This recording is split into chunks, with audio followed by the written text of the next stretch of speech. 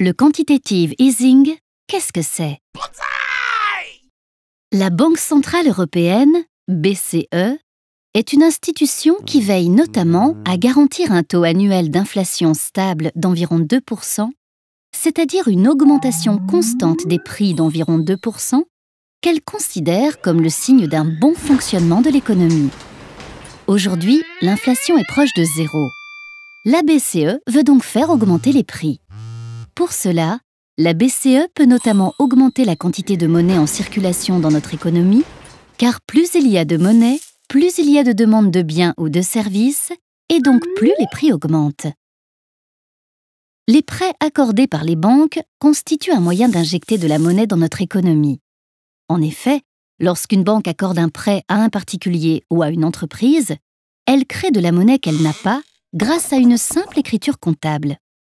Cette monnaie circule ensuite dans notre économie. Aujourd'hui, la BCE souhaite donc inciter les banques à prêter et les particuliers et les entreprises à emprunter pour relancer l'activité économique. Pour cela, elle a déjà baissé au maximum son taux directeur, qui est le taux auquel elle prête de l'argent aux banques, afin de maintenir des taux d'intérêt faibles sur le long terme. Moins les banques empruntent cher, plus elles peuvent prêter facilement. Aujourd'hui, malgré un taux directeur proche de 0%, le crédit ne reprend pas.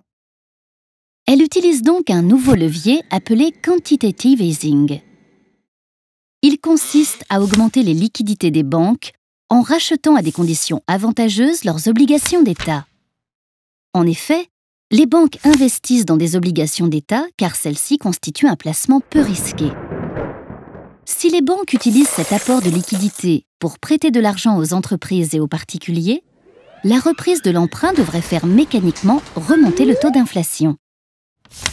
À moyen terme, le maintien durable des taux d'intérêt à un faible niveau, conjugué à une augmentation des prix, devrait inciter les entreprises et les particuliers à emprunter. En effet, il est souvent très avantageux d'emprunter dans une situation d'inflation, car le taux d'intérêt réellement payé, que l'on appelle taux d'intérêt réel, correspond à la différence entre le taux d'intérêt et le taux d'inflation. Avec le quantitative easing, la BCE espère retrouver un taux d'inflation proche de 2% en entraînant la reprise du crédit, donc de l'investissement et de la croissance.